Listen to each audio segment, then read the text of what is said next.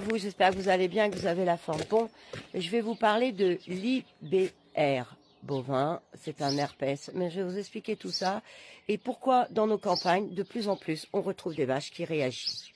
Allons-y. Allez, je vous emmène avec moi parce qu'il faut que j'aille ouvrir le fil de mes vaches. Donc l'IBR, c'est quoi? Ça s'appelle la rhinotrachéite infectieuse bovine. C'est une maladie virale des bovins. Elle est causée par le virus BOH, je sais pas quoi, HV, peut-être bien -1, je crois.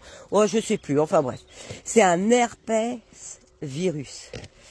Alors, ce virus, qu'est-ce qu'il est? C'est-à-dire qu'une fois la vache infectée, eh ben il est infecté, je vais passer par là. Une fois la vache infectée, ben la vache a infecté toute sa vie. Il n'y a jamais de négatif après.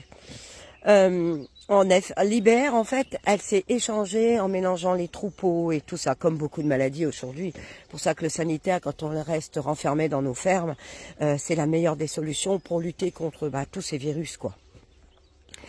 Après le virus, il s'installe et puis franchement c'est un sacré locataire, parce que quand il est installé, il n'est pas prêt de partir, quoi.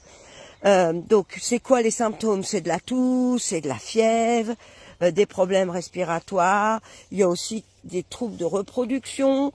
Il y a de l'avortement. La mortalité elle est faible. Encore une fois, c'est plutôt une grosse nuisance. Vous m'excusez, je suis enrhumée. D'une grosse nuisance à la bête, quoi.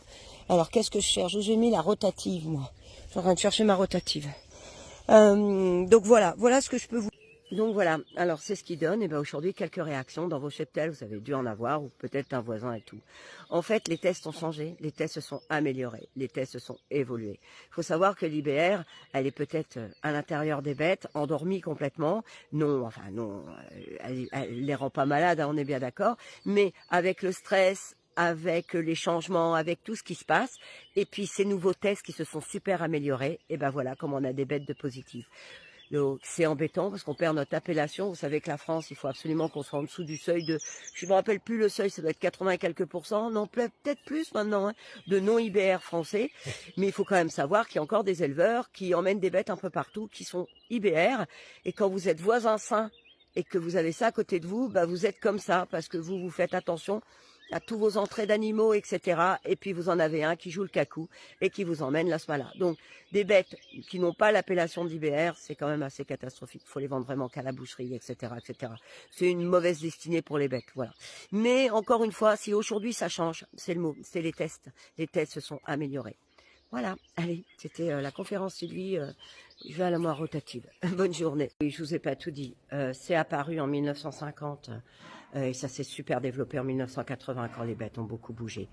Il faut que vous sachiez que alors, quand vous avez une bête IBR, je pense que vous pouvez la vacciner cas par cas. Mais de toute façon, pourquoi c'est le plus pénalisant? C'est le pénalisant parce qu'on ne peut pas vendre ces bêtes à l'élevage. Voilà, c'est tout. C'est destination boucherie, point la ligne.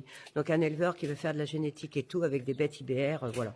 Mais en aucun cas, alors c'est la France qui veut qu'on soit blanc de blanc et les gens autour de nous, bien sûr, on y est presque. Sauf que là, voilà, il y a eu quelques mouvements. Mais il faut savoir que les vaches qui ont réagi de l'IBR sont retrouvées négatives. Donc juste suffit d'un stress et voilà, ça réagit.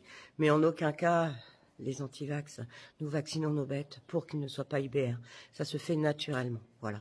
Les bêtes IBR sont parties à la boucherie pour rester un cheptel sans nos IBR. Voilà. Je vous souhaite une bonne journée.